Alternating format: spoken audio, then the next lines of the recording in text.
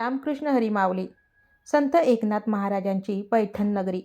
गोदावरीच्या काठी वसलेल्या या नगरीत एकनाथांचे घर म्हणजे केवळ घर नव्हते, तर तो अन्नाचा आणि प्रेमाचा एक वाहता झरा होता.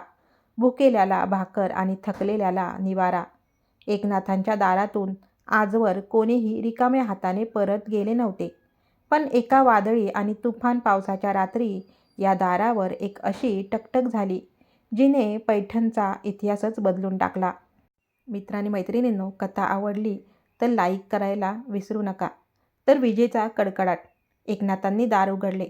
दारात एक 12-13 वर्षाचा लहान मुलगा उभा होता. अंगावर ओले चिंब कपडे, पायाला चिखल, पण चेहऱ्यावर एक अद्भुत आणि अलौकिक शांती. एकनाथांनी मायेने विचारले, "बाळा, या मुसळधार पावसात कुठे चालला आहेस? कोण आहेस तू?" तेव्हा तो मुलगा अगदी गोड हसला आणि म्हणाला, "महाराज, माझे या जगात कोणीही नाही. ऐकले आहे, तुमच्या दारातून कोणी उपाशी किंवा निराश जात नाही. मला काही नको, ना पैसा, ना मान-सन्मान. फक्त तुमच्या घरात राहून तुमची सेवा करू द्या." एकनाथाचे हृदय भरून आले. त्यांनी त्याला आत घेतले आणि विचारले, "तुझे नाव काय बाळा?" तो मुलगा आनंदाने म्हणाला, "श्रीखंड्या." आणि त्या दिवसापासून श्रीखंड्या एकनाथांच्या घरचा एक भाग बनला. आणि मित्रांनो, त्या दिवसापासून एक अनोखा चमत्कार सुरू झाला. जे काम 10 माणसे मिळून करू शकत नव्हती, तो एकट्या श्रीखंड्या लीलया करायचा.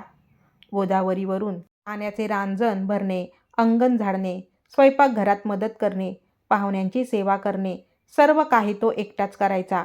आणि हे सर्व करताना त्याच्या ओठावर एकच नामस्मरण असायचे, विठ्ठल विठ्ठल पांडुरंग. हळूहळू 12 वर्षे निघून गेली. एकनाथांच्या पत्नी गिरजाबाईंना श्रीखंड्याचा संशय येऊ लागला.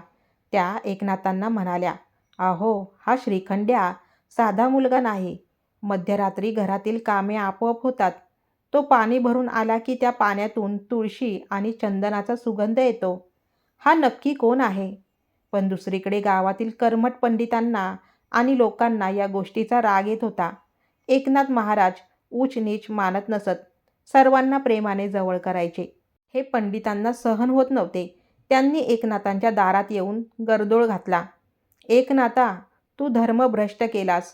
या अनोळखी, जात-कुळ नसलेल्या मुलाला घरात ठेवून आपली जात बुडवलीस.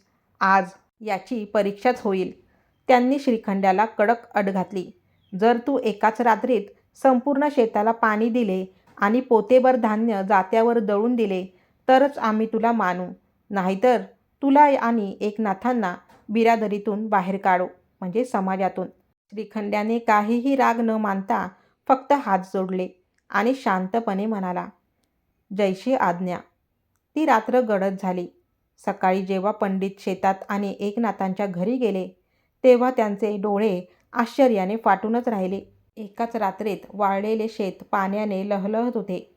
धान्याचा कण ना कण बारीक दळला गेला होता आणि जात्याजवळ तुळस चंदनाचा मंद सुगंध पसरला होता. अहंकाराचे डोळे चमत्कार पाहू शकत होते, पण देवाचे सत्य ओळखू शकत नव्हते. पंडित अचंबित होऊन निघून गेले. आणि मग मित्रांनो, ती भाग्यवान रात्र उजाडली. मध्यरात्री एकनाथ महाराज पाणी पिण्यासाठी उठले आणि स्वयंपाकघराकडे गेले. समोरचे दृश्य पाहून ते जागीच खिळून राहिले. मित्रांनो, स्वयंपाकघरात अंधार नव्हता, तर एक अथांग अलौकिक प्रकाश पसरला होता. श्रीखंड्याच्या जागी एक सावळ्या रंगाची अत्यंत देखणी मूर्ती उभी होती. कमरेवर हात, मस्तकावर मुकुट, गळ्यात वैजंती माळ आणि चेहऱ्यावर तेच करुणेचे हास्य. एकनाथांच्या हातातून पात्र खाली निसटले. डोळ्यातून अश्रू वाहू लागले. ते गडद होऊन ओरडले, "पांडुरंगा, खरंच तू आहेस?" साक्षात पांडुरंग हसले आणि म्हणाले, "होय नाथा, मीच आहे." एकनाथ महाराज पाया पडले आणि रडत म्हणाले, "प्रभू, माझ्याकडून काय भयंकर अपराध घडला.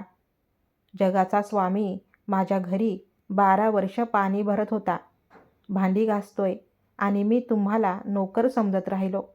विठ्ठलाने पुढे होऊन एकनाथांना प्रेमाने मिठी मारली आणि म्हणाले, नाथा, रडू नकोस. तुझ्या खऱ्या आणि निष्काम प्रेमाने मला इथे ओढून आणले आहे. जिथे प्रेम असते तिथे सेवा हा भार उरत नाही, तो आनंद बनतो. जो माझ्यावर एवढे निरपेक्ष प्रेम करतो त्याची सेवा मी नाही करणार तर कोण करणार? एकनाथ महाराजांनी देवाला घट्ट धरून ठेवले. प्रभू, आता मला सोडून जाऊ नका. विठ्ठल म्हणाले, नाथा, मी कुठेच जात नाहीये. मी लांब जात नाहीये. तुझ्या हृदयात सामावत आहे. जिथे जिथे भुकेल्याला अन्न मिळेल आणि जिथे भक्ती असेल तिथे माझा वास असेल. आणि एवढे बोलताच ती दिव्य ज्योत एकनाथ महाराजांच्या हृदयात विलीन झाली. सकाळी जेव्हा गावकऱ्यांनी एकनाथ महाराजांचा तेजस्वी चेहरा पाहिला तेव्हा संपूर्ण पैठणला समजले, ज्याला ते 12 वर्ष साधा नोकर समजत होते तो साक्षात जगचालक श्री विठ्ठल होता. कालपर्यंत संशय घेणारे लोक आज त्या अंगणातील माती आपल्या कपाळावर लावत होते. देवाला भुलवण्यासाठी कर्मकांडाची किंवा जातीपातीची गरज नसते. देवाला फक्त प्रेम आणि भाव हवा असतो. भक्ताच्या खऱ्या प्रेमापुढे साक्षात देवालाही त्याचा दास व्हावे लागते. जय हरी विठ्ठल. श्री ज्ञानदेव तुकाराम.